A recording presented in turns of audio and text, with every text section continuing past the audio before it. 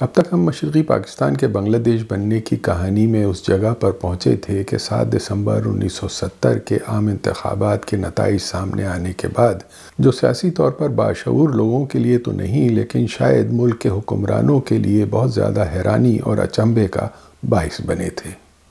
اب ایک اندھے کو بھی یہ نظر آ رہا تھا کہ ملک کے دونوں حصے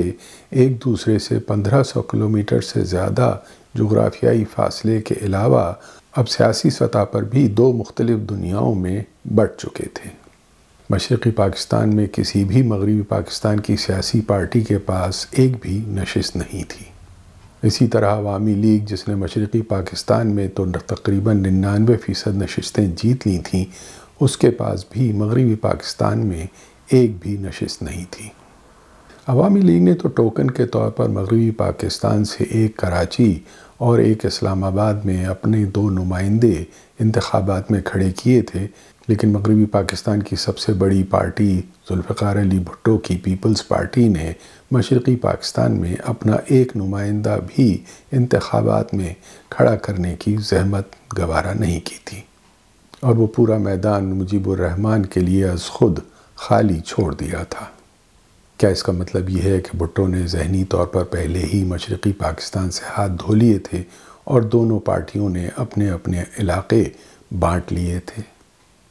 بنگلہ دیش کی آزادی پر بات کرتے ہوئے آج بہت کم لوگ اس بات پر توجہ دیتے ہیں کہ شیخ مجیب الرحمان اور عوامی لیگ انتخابات سے بہت پہلے ہی مشرقی پاکستان میں اقتدار سنبھال چکے تھے، اور دسمبر 1970 کے انتخابات اس حقیقت کی محض ایک خانہ پوری تھے۔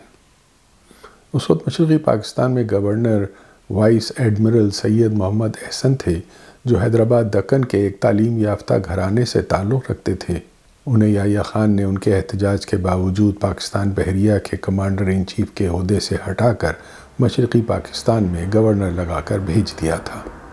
ایڈمرل احسن نیوی میں اپنی ملازمت کے اوائل میں ہندوستان کے آخری وائسرائے لارڈ ماؤنٹ بیٹن کے اور پاکستان بننے کے بعد قائد اعظم محمد علی جناح کے ADC رہ چکے تھے۔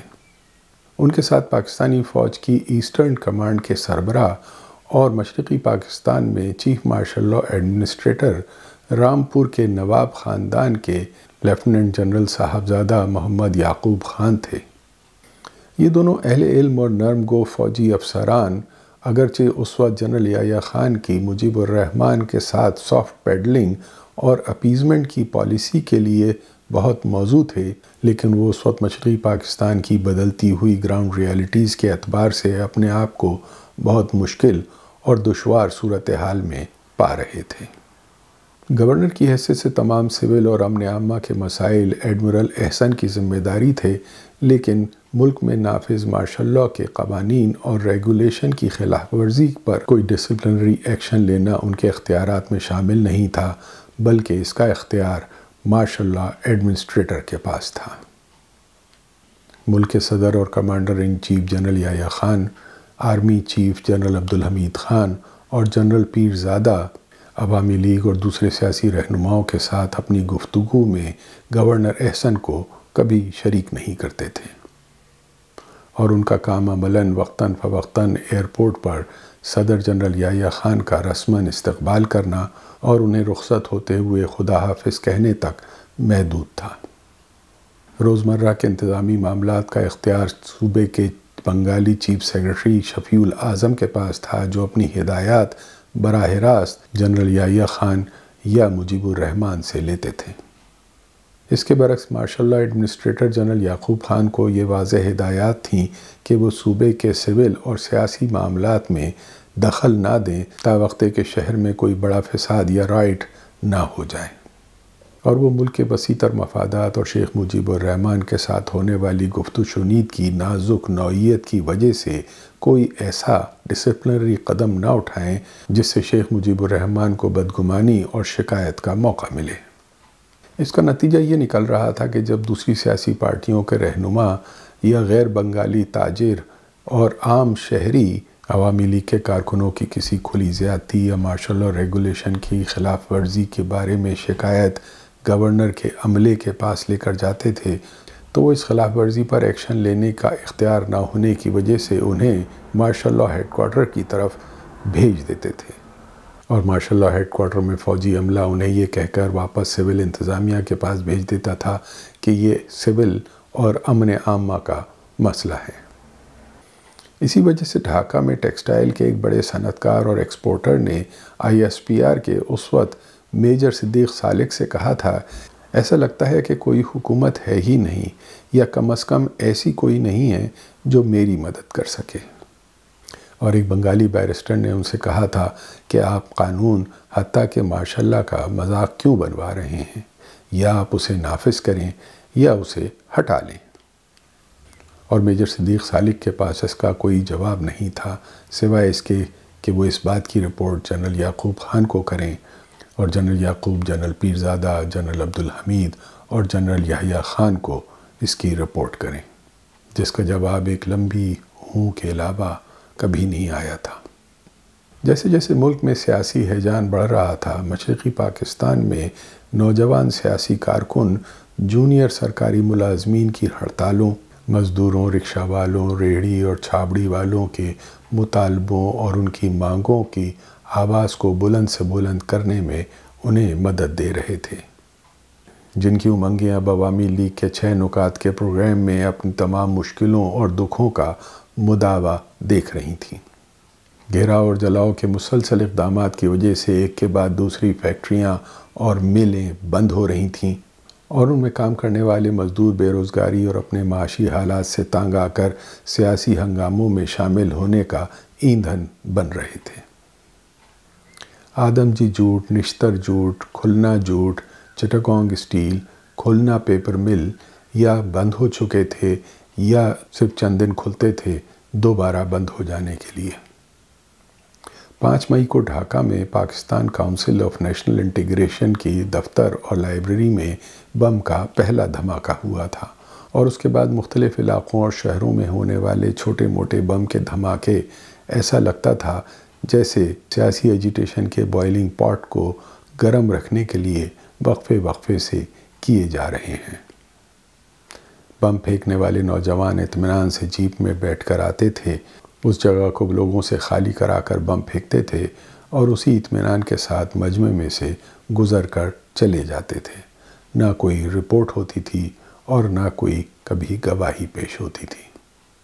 30 مئی کو قیدیوں کو رہا کرانے کے لیے کھلنا جیل کا دروازہ توڑنے کے لیے حملہ ہوا، اور اس سے ایک ہفتہ پہلے اسٹیل مل کے باہر ہڑتالی ہجوم کو روکنے کی کوشش میں ایک Bengali assistant superintendent of police فضل الرحمان کو پاکستان کا چمچہ اور بنگلہ دیش کا غدار کہہ کر مشتعل ہجوم نے پتھر اور ڈنڈے مار مار کر ہلاک کر دیا۔ اس کی لاش کو سڑک پر گھسیٹا گیا اور ٹکڑے ٹکڑے کیے گئے۔ ان دنوں کے انتہائی کشیدہ اور ٹینس ماحول میں ایک نوعیت کے انوکھے کامک ریلیف کی صورت اس وقت پیدا ہو گئی جب 4 ستمبر 1970 کو ڈھاکہ کے پلٹن میدان میں شہر کے گداگروں اور بھکاریوں نے جمع ہو کر جلسہ کیا اور اپنی ایک ایسٹ پاکستان بیگرز ایسوسی ایشن بنا کر اس کا 5 نکاتی باقاعدہ چارٹر آف ڈیمانڈ پیش کیا۔ ان حالات میں کئی ایسی مثالیں ریکارڈ پر موجود ہیں جن میں غیر سیاسی بنگالی سرکاری ملازمین اور پولیس افسران نے اپنے غیر بنگالی دوستوں اور کولیگز کے سامنے خجالت کے ساتھ اپنے آپ کو پاکستان کے چمچوں اور بنگلہ دیش کے غداروں کی فہرست میں شامل نہ کروانے اور بعد میں اس کا سنگین خمیازہ بھگتنے سے بچنے کے لیے بآواز بلند شیخ مجیب الرحمان اور ان کے 6 نکات کے پرجوش حامیوں میں نظر آنے کی کوششیں کر رہے تھے، اور جنہوں نے ایسا کرنے سے انکار کیا انہیں جلد ہی اس کا سنگین خمیازہ بھگتنا پڑا، یا آج تک انہیں بنگلہ دیش کے چند قوم پرست انتہا پسندوں کی طرف سے چن چن کر نشانہ بنایا جا رہا ہے، جس پر بنگلہ دیش کے سنجیدہ اور متوازن لوگ ضرور شرمندہ ہوتے ہوں گے۔ اس پس منظر میں مشرقی پاکستان میں دسمبر 1970 کے انتخابات زیادہ حیران کن نہیں تھے۔ جنرل یحییٰ خان اور ان کے قریبی ماشاءاللہ افسران کے مطابق مجیب الرحمان نے ان کو بار بار یہ یقین دہانی کرائی تھی کہ وہ معاملے کی نزاکت کو سمجھتے ہیں اور عوامی مہم کے دوران 6 نکات پر سخت موقف اختیار کرنے کا مقصد صرف اتنا ہے کہ عوامی لیگ کی قیادت ان کے ہاتھوں سے نکل کر ان کی پارٹی کے ایکسٹریمسٹ انتہا پسندوں کے ہاتھوں میں نہ چلی جائے، جن کی سرگرمیاں روز بروز شدت اختیار کر رہی تھیں۔ اور ان کے مطابق شیخ مجیب الرحمن نے ان سے وعدہ کیا تھا کہ الیکشن کے بعد وہ ان نکات پر سنجیدگی کے ساتھ مغربی پاکستان کے رہنماؤں کے ساتھ گفت و شنید کرنے پر تیار ہیں۔ لیکن الیکشن کے نتائج کے بعد جلد ہی 10 دسمبر کو شیخ مجیب الرحمن نے اعلان کر دیا کہ یہ الیکشن بنگلہ دیش اور 6 نکات پر عوام کا ریفرنڈم تھا، اور اب آئین میں 6 نکات کی بنیاد پر مکمل صوبائی خود مختاری شامل کی جائے گی اور اسے ہر شعبے میں نافذ کیا جائے گا۔ یہ بیان ان لوگوں کے لیے ایک بم کا دھماکہ تھا جو محض دکھاوے کے لیے نہیں، بلکہ انہیں واقعتاً یہ خوش فہمی تھی کہ شیخ مجیب الرحمن اپنے موقف میں کوئی لچک پیدا کرنے اور کسی سنجیدہ نیگوسیشن کے لیے تیار ہوں گے۔ لیکن الیکشن کے نتائج کے بعد جب بازی بالکل پلٹ گئی تو کچھ لوگ تو وقتی طور پر دم بخود رہ گئے۔ یہ وہ وقت تھا جب ملک کے دونوں حصوں میں ہیجان اور ایگزائٹی اپنی فیورش پچ پر پہنچ رہی تھی۔ جہاں مشرقی پاکستان کے کچھ محدود حلقوں میں انتہا پسندی کے جذبات ابل رہے تھے، وہاں بدقسمتی سے مغربی پاکستان کے بھی کچھ محدود حلقوں اور پاکستانی فوج کے ہاکس میں ایک بدترین رد عمل دکھایا جا رہا تھا۔ دسمبر 1970 کے انہی دنوں میں یحییٰ خان کے قریبی سینئر فوجی جنرل نے ڈھاکہ میں گورنمنٹ ہاؤس میں فوجی کمانڈروں کی ایک تقریب میں مشرقی پاکستان کے لوگوں کے لیے ایک ایسا نامناسب لفظ استعمال کرتے ہوئے کہا تھا جس کا میرے لیے آج بھی اپنی زبان سے دہرانا ممکن نہیں ہے کہ آپ پریشان نہ ہوں، ہم ان کالے کو اپنے اوپر حکومت نہیں کرنے دیں گے۔ ظاہر ہے اتنے عرصے سے اپنی ہی آنکھوں کے سامنے مشرقی پاکستان میں سلگتی ہوئی آگ کو دیکھتے رہنے اور اپنے کانوں پر جوں تک نہ رینگنے دینے کے بعد اب اس آگ میں اٹھنے والے شعلوں کی لپٹ میں جب ایک متحدہ پاکستان کا خواب خاکستر ہو رہا تھا تو اس قسم کی بھڑکیں لگانے سے مسئلہ حل ہونے والا نہیں تھا، بلکہ اب یہ اور زیادہ خراب ہونے جا رہا تھا، کیونکہ مشرقی پاکستان کے سبزہ زاروں سے اٹھنے والی اس آگ سے اپنے ہاتھ تاپنے والے ملک میں بھی اور ملک سے باہر بھی بہت تھے۔ اب مشرقی پاکستان کی بساط سیاست پر ایک نئی جنگ کے لیے صف بندی ہو رہی تھی۔ مشرقی بنگال کی خود مختاری کی اس جنگ میں وہاں 3 انٹرنل فورسز کام کر رہی تھیں۔ وہاں کام کرنے والی ایکسٹرنل فورسز کے بارے میں ہم آگے چل کر بات کریں گے۔ مشرقی بنگال کی ان انٹرنل فورسز میں پہلی قوت گزشتہ 10-15 سالوں میں ابھرنے والے مشرقی بنگال کے تاجر، صنعت کار اور لبرل تعلیم یافتہ شہری درمیانہ طبقے تھے۔ ان طبقوں کا مقصد صوبائی خود مختاری کے نام پر ریاست کے غیر بنگالی سول اور فوجی افسروں اور صنعت و تجارت میں پنجابی اور میمن تاجروں اور صنعت کاروں اور بہاری اور مغربی پاکستان کے درمیانہ طبقوں کو ان کی پریویلیجڈ پوزیشن سے ہٹا کر خود ان کی جگہ لینا تھا۔ ان کا سارا زور صوبائی خود مختاری اور ریاستی اختیارات کو اپنے ہاتھوں میں لینے پر تھا۔ لیکن اب پچھلے 8 سالوں سے ایک ایکسٹریمسٹ نیشنلسٹ گروپ عوامی لیگ کے اندر بنگلہ دیش کی آزادی کے لیے کام کر رہا تھا۔ جون 1970 تک انہوں نے بنگلہ دیش کی آزادی کا اعلان نامہ اور ایک آزاد بنگلہ دیش کا جھنڈا بھی تیار کر لیا تھا، اور اس کے لیے وہ ہندوستان کی ایجنسیوں کے ساتھ کام کرنا ضروری سمجھتے تھے۔ دوسری قوت درمیانہ طبقے کے ان نوجوانوں اور کچھ دانشوروں کی تھی جو سوشلزم کے نظریے پر یقین رکھتے تھے اور وہ مشرقی پاکستان میں ایک مکمل سیاسی اور سماجی انقلاب لانا چاہتے تھے۔ ان کے کئی گروپ اور تنظیمیں تھیں۔ یہ نوجوان عمومی طور پر ہندوستان کے عزائم کے خلاف تھے اور چین میں ماؤ زیدونگ کے انقلاب کے نظریے پر یقین رکھتے تھے۔ اب ان میں مغربی بنگال میں 1967-1968 میں چارو موجمدار اور کانو سانیال کی قیادت میں مشرقی پاکستان کی سرحد کے بہت قریب شروع ہونے والی مشہور کمیونسٹ نکسل باڑی تحریک کے وہ ایکٹیوسٹ بھی آ کر شامل ہو رہے تھے جو ان کی مسلح جدوجہد کی تحریک کے خلاف ہندوستانی فوج کی حالیہ آپریشن کے بعد مشرقی بنگال میں پناہ لینے پر مجبور ہو رہے تھے۔ مغربی بنگال میں نکسل باڑی تحریک کی ہندوستان کی حکومت کے لیے جیو اسٹریٹجک امپلیکیشنز اور ان کا مشرقی پاکستان کے بنگلہ دیش بننے کی کہانی کے ساتھ ایک اہم تعلق کے بارے میں ہم آگے چل کر بات کریں گے۔ مشرقی پاکستان کی بساط سیاست پر اس وقت تیسری اہم قوت انڈین انٹیلیجنس سروس کے اہلکار اور ان کے سہولت کار تھے، جو ہندوستانی حکومت کے 1963 کے اوریجنل منصوبے کے مطابق پہلی دو قوتوں کے ساتھ اور خاص طور پر طالب علموں اور یوتھ آرگنائزیشنز کے ساتھ مل کر کام کر رہے تھے اور انہیں مالی اور تنظیمی سہولتیں فراہم کر رہے تھے، اہم پالیسیوں کی تشکیل میں رہنمائی کر رہے تھے اور اس بات کو یقینی بنا رہے تھے کہ مشرقی پاکستان کی سیاسی بے چینی کو بتدریج علیحدگی کی ایک تحریک میں تبدیل کیا جائے اور وہ کسی صورت میں ہندوستان کے مفادات سے ہٹ کر کوئی الگ راستہ اختیار نہ کرے۔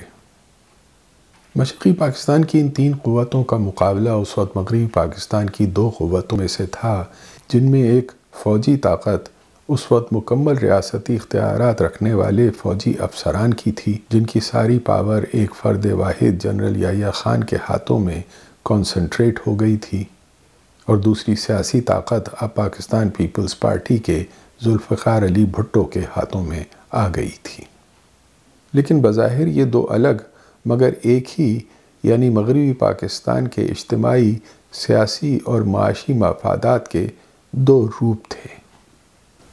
ان کے پیچھے عمومی طور پر مغربی پاکستان کے فوجی اور سول افسران، صنعتکار اور تاجر اور پنجاب اور کراچی کے تعلیم یافتہ درمیانہ طبقے تھے، جو اب صحیح یا غلط اسٹیٹ پاور کے وہ لیورز مشرقی پاکستان کے نمائندوں کے ہاتھوں پر دینے پر تیار نہیں تھے، جو ابھی تک مغربی پاکستان کے نمائندوں کے کنٹرول میں رہے تھے۔ اور اپنی ناقابل اندیشی کے ساتھ اتنا وقت نکال دینے کے بعد اب جب مشرقی پاکستان کے نمائندے الیکشن میں اتنی بڑی فتح حاصل کر چکے تھے، وہ اب ایل ایف او میں انہیں بالکل ان ایکسپیکٹڈلی مل جانے والے اس کنٹرول کو ڈائلیوٹ کرنے یا اب کسی جوائنٹ کنٹرول کے فارمولے پر بظاہر تیار نہیں تھے۔ جنوری 1970 میں الیکشن کی مہم شروع کرنے کی اجازت مل جانے اور ایل ایف او کے جاری ہو جانے کے بعد گیو اینڈ ٹیک کے ساتھ ملک کے مشرقی اور مغربی حصوں کے درمیان کسی مفاہمت اور نیگوشیٹڈ سیٹلمنٹ کا اگر کوئی امکان موجود تھا تو اب اس کا وقت نکل چکا تھا۔ اب اگر کوئی موہوم سا امکان باقی رہ گیا تھا تو وہ صرف اتنا تھا کہ 1946 کے کیبنٹ مشن پلان کے طرز کی کوئی کانفیڈریشن بن جائے، جو اس وقت قائد اعظم محمد علی جناح اور مسلم لیگ کی پوری قیادت نے منظور بھی کر لی تھی، لیکن کانگریس نے اسے نامنظور کر دیا تھا۔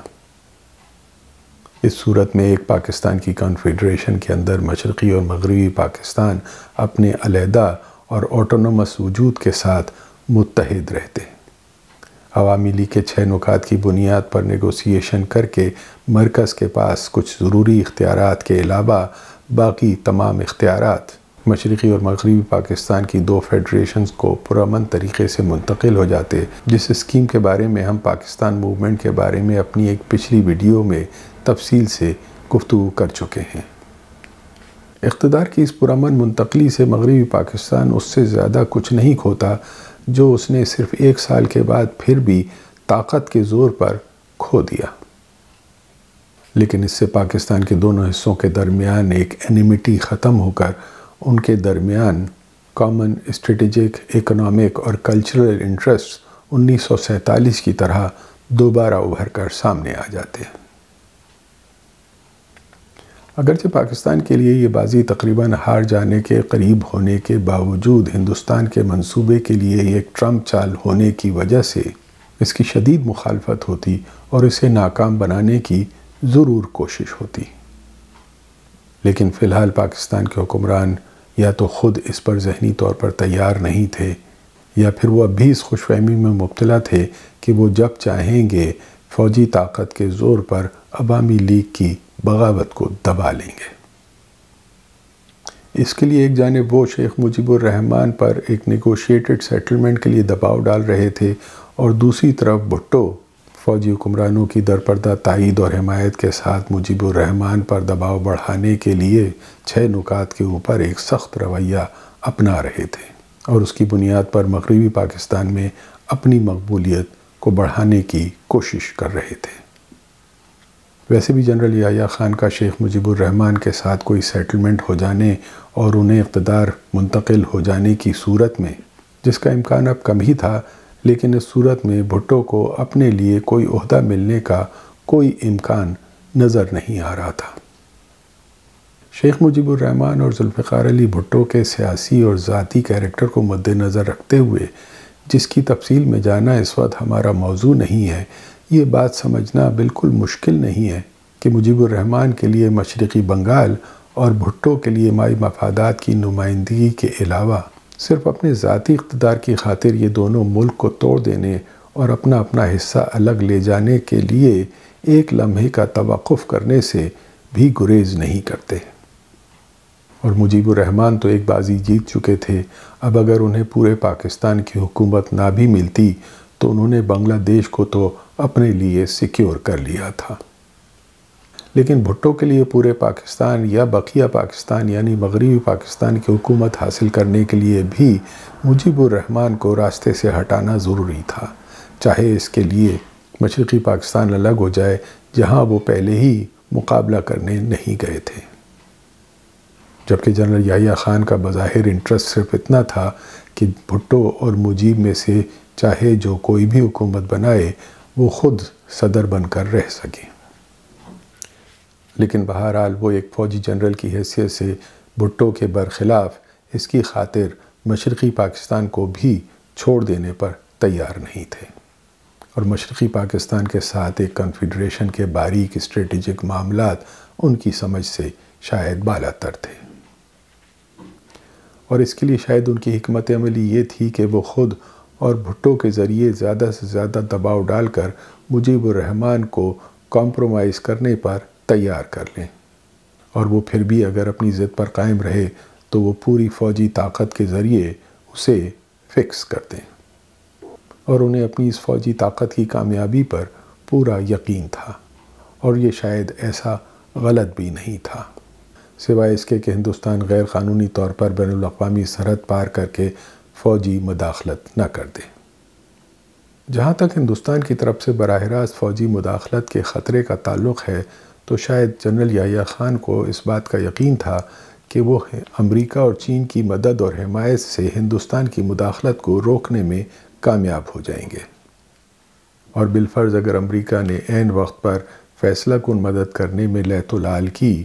تو وہ مغربی پاکستان کی سرحد پر ہندوستان سے جنگ چھیڑ کر بین الاقوامی طاقتوں کو مجبور کر دیں گے کہ وہ درمیان میں پڑھ کر ان کے حق میں فیصلہ کرا دیں۔ اس وقت ان کے تعلقات امریکی صدر رچرڈ نکسن اور ان کے national security adviser Henry Kissinger کے ساتھ بہت قریبی تھے، کیونکہ وہ چین کے ساتھ پاکستان کی گہری دوستی کی وجہ سے امریکہ کی درخواست پر امریکہ اور چین کے درمیان مصالحت کرانے کے اہم اور بہت خفیہ مذاکرات کرانے میں مدد دے رہے تھے۔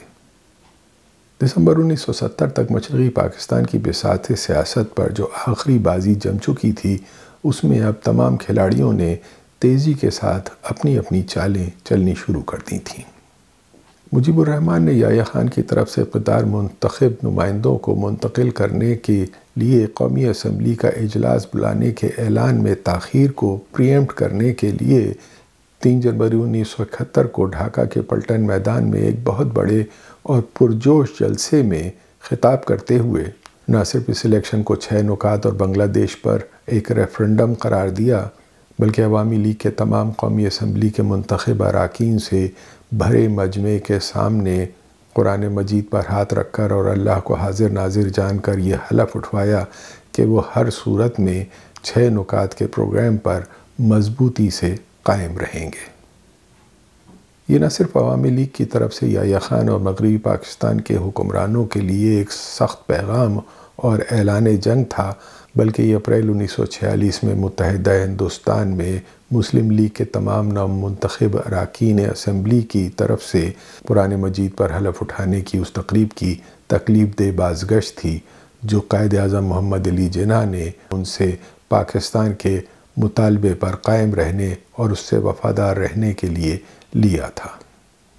12 جنوری کو جنرل یحییٰ خان نے ڈھاکہ جا کر عوامی لیگ اور مجیب الرحمان سے مذاکرات کا آغاز کیا تھا اور یہ بھی کہا تھا کہ انہیں خود 6 نکات پر کوئی اعتراض نہیں ہے، لیکن چونکہ نئی بننے والی حکومت صرف مشرقی پاکستان کے لیے نہیں بلکہ پورے پاکستان کی ہوگی، اس لیے مجیب الرحمان مغربی پاکستان کے سیاسی نمائندوں یعنی ذوالفقار علی بھٹو سے مفاہمت کا کوئی راستہ نکالیں۔ اگرچہ اپنے اس دورے کے اختتام پر ڈھاکہ سے رخصت ہوتے ہوئے جنرل یحییٰ خان نے ایئرپورٹ پر صحافیوں سے گفتگو کرتے ہوئے شیخ مجیب الرحمان کو ملک کا مستقبل کا وزیر اعظم بھی کہا تھا، لیکن ان کے بنگالی مشیر پروفیسر GW چودھری کے مطابق وہ مجیب الرحمان سے اپنی میٹنگ کے بعد بہت مایوس نظر آ رہے تھے۔ پروفیسر چودھری نے اپنی کتاب the last days of united Pakistan میں بتایا ہے کہ جنرل یحییٰ خان نے ان سے کہا تھا کہ مجیب نے مجھے مایوس کر دیا ہے، جنہوں نے مجھے اس کے بارے میں خبردار کیا تھا وہ صحیح تھے، میں نے اس آدمی پر بھروسہ کر کے غلطی کی۔ جب میں نے ان سے خاص طور پر پوچھا کہ کیا آپ نے مجیب کو اس کے وہ وعدے یاد دلائے جو اس نے الیکشن سے پہلے کیے تھے، اس پر یحییٰ نے بہت دکھ کے ساتھ کہا تھا کہ میں اور آپ سیاستدان نہیں ہیں، میرے لیے ان لوگوں کے ذہن کو اور ان کے سوچنے کے انداز کو سمجھنا بہت مشکل ہے، دعا کرو کہ سب بہتر ہو جائے۔ لیکن اب جنرل یحییٰ خان کے پاس ان کے اگلے قدم کے لیے راستے بہت محدود ہو گئے تھے۔ ڈھاکہ سے واپسی پر جنرل یحییٰ خان اور ان کے قریبی ساتھی جنرل لاڑکانہ میں ذوالفقار علی بھٹو کی ذاتی دعوت پر ان کے ساتھ شکار کھیلنے کے لیے چلے گئے۔ اس وقت جنرل یحییٰ خان کے اس عمل پر نہ صرف بجا طور پر چہمگوئیاں ہوئیں بلکہ ڈھاکہ میں اس پر واضح طور پر ناگواری کا احساس پیدا ہوا۔ بھٹو کے ساتھ شکار سے واپسی پر جب جنرل یحییٰ خان نے مجیب الرحمان اور دوسرے سیاسی رہنماؤں کو اپنے ساتھ گفتگو کے لیے 9 فروری کو راولپنڈی میں آنے کی دعوت دی تو مجیب الرحمان نے قومی اسمبلی کے اجلاس سے پہلے کسی قسم کی گفتگو میں شریک ہونے سے انکار کر دیا۔ اب بساط سیاست پر ایک تسلسل کے ساتھ قدم اٹھنے شروع ہو گئے تھے۔ 11 فروری کو بھٹو نے یحییٰ سے راولپنڈی میں ایک علیحدہ تفصیلی ملاقات کی۔ 13 فروری کو یحییٰ خان نے اعلان کر دیا کہ قومی اسمبلی کا اجلاس 3 مارچ 1971 کو ڈھاکہ میں منعقد کیا جائے گا، لیکن 15 فروری کو ذوالفقار علی بھٹو نے پشاور کے جلسے میں قومی اسمبلی کے اجلاس میں شریک ہونے سے انکار کر دیا اور کہا کہ اگر ان کے ساتھ کوئی سمجھوتا نہیں کیا جاتا تو خیبر سے کراچی تک ایک انقلاب برپا ہو جائے گا۔ اسی جلسے میں بھٹو نے وہ پیغام دیا تھا جس پر دوسرے دن اردو روزنامہ آزاد کے ایڈیٹر سید عباس اطہر نے مشہور زمانہ سرخی لگائی تھی کہ ادھر تم ادھر ہم۔ دوسرے دن روزنامہ آزاد کی یہ ہیڈ لائن اس وقت کے حالات کی کچھ ایسی عکاسی کرتی تھی کہ یہ تاریخی جملہ آج تک پاکستان کی سیاست میں موضوع گفتگو بنتا ہے۔ اس پر آج بہت سارے دانشور بھٹو پر آنے والے اس چپتے ہوئے الزام کے دفاع میں یہ کہتے ہیں کہ یہ الفاظ بھٹو کے اپنے نہیں تھے۔ شاید یہ بات سچ ضرور ہے، لیکن اس بات سے انکار نہیں کیا جا سکتا کہ ان کی تقریر کا پورا مفہوم بہرحال یہی تھا، اور بلا شبہ صحافت کے اعتبار سے دوسرے دن اخبار کی یہ سرخی بہت مناسب اور تاریخ ساز تھی۔ اس دن اپنی تقریر میں بھٹو نے یہ دھمکی بھی دی تھی کہ مغربی پاکستان سے قومی اسمبلی کا جو کوئی رکن ڈھاکہ جانے کی کوشش کرے گا اس کی ٹانگیں توڑ دی جائیں گی۔ لیکن سچ بات یہ ہے کہ اگرچہ بھٹو اس معاملے میں سب سے آگے ضرور تھے، لیکن یہ الزام صرف بھٹو پر اکیلے نہیں آتا، بلکہ اس وقت جنرل یحییٰ خان اور مغربی پاکستان کے اکثر بااقتدار نمائندے بھٹو کی پشت پر اس میں برابر کے شریک تھے۔ مجیب کو دوبارہ 17 فروری کو راولپنڈی آنے کی دعوت دی گئی اور جنرل یحییٰ خان کا یہ پیغام خصوصی طور پر پہنچایا گیا اگر انہوں نے راولپنڈی آنے سے دوبارہ انکار کیا تو صدر ان کے خلاف سخت قدم اٹھانے پر مجبور ہو جائیں گے۔ لیکن ظاہر ہے مجیب پر اس طرح کی دھمکیوں کے اثر کرنے کا وقت نکل چکا تھا۔ اب جنرل یحییٰ خان اس صورتحال سے نہ صرف خود چراغ پا تھے بلکہ ان کے کچھ فوجی مشیر انہیں یہ باور کرا رہے تھے کہ مجیب الرحمن سختی کی زبان کے علاوہ کچھ اور نہیں سمجھے گا،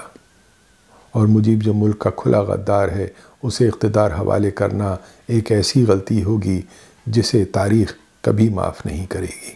اور اگر حالات کو قابو میں رکھنے کی کوشش میں چند ہزار لوگوں کی جانیں چلی جاتی ہیں تو یہ ملک کو متحد رکھنے کے لیے کوئی بڑی قیمت نہیں ہوگی۔ اب جنرل یحییٰ خان کا بھی یہ خیال پختہ ہو چکا تھا کہ 3 مارچ کو قومی اسمبلی کے اجلاس کا کوئی مثبت نتیجہ نہیں نکلے گا، اور 22 فروری تک انہوں نے قومی اسمبلی کے اجلاس کو منسوخ کرنے کا فیصلہ کر لیا تھا۔ فروری کے آخری ہفتے میں راولپنڈی میں ہونے والی گورنرز کانفرنس میں مشرقی پاکستان کے گورنر ایڈمرل سید محمد احسن اور مشرقی کمانڈ کے سربراہ لیفٹیننٹ جنرل صاحبزادہ یعقوب نے ان کو سمجھانے کی کوشش کی تھی کہ وہ قومی اسمبلی کا اجلاس ملتوی نہ کریں، کیونکہ مشرقی پاکستان میں سیاسی مفاہمت کے علاوہ اور کوئی حل ممکن نہیں ہے۔ اس سلسلے میں صاحبزادہ یعقوب نے اپنے ہاتھ سے لکھا ہوا ایک نوٹ بھی جنرل یحییٰ خان کے لیے تیار کیا تھا۔ اس گورنر کانفرنس میں ایڈمرل احسن اور جنرل یعقوب کے علاوہ اس وقت سندھ کے گورنر لیفٹیننٹ جنرل رحمان گل نے بھی ایڈمرل احسن اور جنرل یعقوب کے تجزیے سے اتفاق کیا تھا اور قومی اسمبلی کا اجلاس ملتوی نہ کرنے کا مشورہ دیا تھا، اور طاقت کا راستہ استعمال کرنے کے بجائے سیاسی مفاہمت کا راستہ تلاش کرنے پر زور دیا تھا۔ اب آج ہم اپنے اپنے نظریے کے مطابق اسے مجیب الرحمن کی ایک چال سمجھیں یا اس کی جانب سے مغربی پاکستان سمیت پورے پاکستان پر حکومت کی خواہش سمجھیں، یا اس کی جانب سے پاکستان کو متحد رکھنے کے لیے دیر کے ساتھ لیکن ایک آخری کوشش سمجھیں، لیکن یہ حقیقت ہے کہ 25 فروری کو ڈھاکہ میں مارشل لا ہیڈ کوارٹر کو مجیب الرحمن کی طرف سے ایک پیغام ملا تھا کہ اگر یحییٰ خان گفتگو کے لیے ڈھاکہ آئیں تو عوامی لیگ اپنے 6 نکات کے پروگرام میں کچھ اس طرح کی ضمنی تبدیلیاں کرنے پر راضی ہے جو انہیں مغربی پاکستان کے لیے قابل قبول بنا سکتے ہیں۔ اس سلسلے میں ان کی پہلی تجویز یہ تھی کہ بیرونی تجارت کا شعبہ اور اس سلسلے میں دوسرے ملکوں سے گفت و شنید کا اختیار تو صوبوں کے پاس رہے گا، لیکن اس میں یہ اضافہ کر دیا جائے گا کہ بیرونی تجارت کا کوئی معاہدہ اس وقت تک مؤثر اور قابل عمل نہیں ہوگا جب تک مرکزی حکومت اس کی منظوری نہ دے۔ دوسری تجویز یہ تھی کہ صوبوں کی اندرونی اور فارن ایکسچینج کی آمدنی تو صوبوں کے اپنے ریزروز میں رہے گی، لیکن ان ریزروز میں سے اخراجات کی منظوری صرف ایک مرکزی کوارڈینیشن کمیٹی دے گی جس میں تمام صوبوں کو برابر کی نمائندگی حاصل ہوگی۔ اور تیسری تجویز یہ تھی کہ ٹیکس لگانے اور ان کو وصول کرنے کے اختیارات تو صوبوں کے پاس رہیں گے، لیکن وفاقی حکومت کو کنکرنٹلی اگر وہ چاہے تو اپنے ٹیکس لگانے کا اختیار بھی حاصل ہوگا اور وہ ان کی خود وصولی بھی کر سکے گی۔ اور اس کے علاوہ عوامی لیگ ملک میں 2 الگ کرنسیوں پر اصرار نہیں کرے گی۔ عوامی لیگ کے نمائندوں نے یہ بھی یقین دہانی کرائی تھی کہ وہ اس سلسلے میں تحریری ضمانت دینے پر بھی تیار ہیں، لیکن اب محاذ پر دونوں جانب سے بندوقیں تانی جا چکی تھیں اور کسی فریق کو دوسرے پر اتنا بھروسہ نہیں تھا کہ وہ اپنی بندوق نیچی کر لے۔ عوامی لیگ کے اس پیغام کو راولپنڈی بھیجے جانے کا جنرل یحییٰ خان کی طرف سے تو کوئی جواب نہیں آیا، لیکن 28 فروری کو ایڈمرل احسن کے پاس جنرل پیرزادہ کا فون آیا کہ وہ شیخ مجیب الرحمن کو بلا کر جنرل یحییٰ خان کا یہ فیصلہ سنا دیں کہ 3 مارچ کا قومی اسمبلی کا اجلاس ملتوی کر دیا گیا ہے تاکہ سیاستدان اپنے درمیان اختلافات کا کوئی حل تلاش کر سکیں۔ گورنر احسن کے دفتر میں مجیب الرحمن نے یحییٰ خان کے اس فیصلے کو بغیر کوئی رد عمل دکھائے سکون کے ساتھ سنا اور ان سے اتنا کہا کہ میرے لیے اپنی پارٹی میں ایکسٹریمسٹ کو سنبھالنا بہت مشکل ہو رہا ہے۔ اگر مجھے اسمبلی کے اجلاس کی کوئی اگلی تاریخ دے دی جائے تو میں پھر بھی معاملات کو شاید سنبھال لوں گا۔ اگر وہ تاریخ مارچ کے مہینے میں ہوگی تو میرے لیے آسان ہو جائے گا، اگر وہ اپریل میں ہوگی تو میرے لیے کافی مشکل ہوگا، لیکن اگر یہ غیر معینہ مدت کے لیے ملتوی ہو جاتا ہے تو میرے لیے سنبھالنا ناممکن ہوگا۔ اور گورنمنٹ ہاؤس سے واپس جاتے ہوئے مجیب الرحمان نے ماشاء اللہ ہیڈ کوارٹر کے میجر جنرل فرمان سے کہا تھا کہ میں دونوں طرف آگ کے بیچ میں پھنس گیا ہوں، یا تو میں فوج کے ہاتھوں مارا جاؤں گا یا میری پارٹی کے ایکسٹریمسٹ مجھے مار دیں گے۔ آپ مجھے گرفتار کیوں نہیں کر لیتے؟ بس مجھے ایک ٹیلی فون کر دیجئے اور میں خود یہاں آ جاؤں گا۔ جب ڈھاکہ سے یحییٰ خان کو مجیب الرحمان کے اس رد عمل کی رپورٹ اس درخواست کے ساتھ بھیجی گئی کہ وہ قومی اسمبلی کا اجلاس ملتوی کرنے کے اپنے اعلان میں اگلے اجلاس کی تاریخ کا ضرور اعلان کریں، تو راولپنڈی سے جواب میں آنے والے ٹیلی گرام میں صرف اتنا لکھا تھا کہ یور میسیج فلی انڈرسٹوڈ۔ لیکن 1 مارچ 1971 کو ریڈیو پاکستان سے قومی اسمبلی کا اجلاس ملتوی کرنے کا اعلان روایت کے برخلاف نہ تو اسے جنرل یحییٰ خان نے خود پڑھا اور نہ ہی اس میں قومی اسمبلی کے اگلے اجلاس کی تاریخ کا اعلان کیا گیا۔ پروفیسر GW چودھری کے بیان کے مطابق جنرل یحییٰ خان نے اس اعلان نامے پر خاموشی کے ساتھ صرف دستخط کیے تھے، اور ان کے ساتھی جنرلوں نے یحییٰ خان کے سامنے وہ منظر نامہ پیش کیا تھا جس میں ان کے پاس اس اعلان پر دستخط کرنے کے علاوہ اور کوئی چارہ نہیں تھا۔ کیا جنرل یحییٰ خان بھی اپنے ساتھی جنرلوں کے دباؤ میں آ گئے تھے؟ اس سلسلے میں بعد میں کرنل صدیق سالک کی طرف سے اٹھایا گیا سوال آج بھی اہم ہے۔ کیا یہ بات جنرل یحییٰ خان کے دفاع میں کافی ہے؟ یحییٰ اپنے ہاکش جنرلوں کے دباؤ میں تھے، مجیب اپنے انتہا پسندوں کے نرغے میں تھے، اور بھٹو اپنے ووٹروں کے دباؤ میں۔ تو پھر آزاد کون تھا؟ کون اپنے اوپر پڑنے والے ایسے دباؤ میں آ جاتا ہے اور اپنی کتنی آزادی عمل کو برقرار رکھ پاتا ہے؟ یہی بات ہمیں کسی شخص کے اس قد و قامت کے بارے میں بتاتی ہے جو قوم کے ایک رہنما کے طور پر اپنے سر پر ذمہ داری لینے کے لیے آگے بڑھتا ہے۔ 1 مارچ 1971 کے اس اعلان کے 5 منٹ کے اندر واقعتاً مشرقی پاکستان میں جو آگ بھڑکی، اس نے وہاں اب تک ہونے والی خونریزی کی داستانوں کو بھلا دیا۔ یہ اعلان کرنے والے تو اس وقت خود مغربی پاکستان کی پرسکون فضاؤں میں سانس لے رہے تھے، لیکن اس نے پورے مشرقی پاکستان میں بے قصور اور سیاسی پیچیدگیوں سے بے خبر عام مغربی پاکستانیوں اور بہاری شہریوں پر جو قیامت صغریٰ برپا کی، اس کی خبریں بھی مغربی پاکستان تک پہنچنے سے روک دی گئیں کہ کہیں ان کے شدید رد عمل میں مغربی پاکستان میں اس وقت رہنے والے ہزاروں بے قصور بنگالی خاندانوں کو اس کا خمیازہ نہ بھگتنا پڑے۔ مشرقی پاکستان کے بنگلہ دیش بننے کی کہانی کے اس دردناک باب اور اس کے نتیجے میں ہونے والے 26 مارچ کے فوجی ایکشن میں اتنی ہی ہولناک قیامت جو بنگالیوں پر گزری، اس کے بارے میں گفتگو کے تکلیف دہ مرحلے سے گزرنے کی کوشش ہم اپنی اگلی نشستوں میں کریں گے۔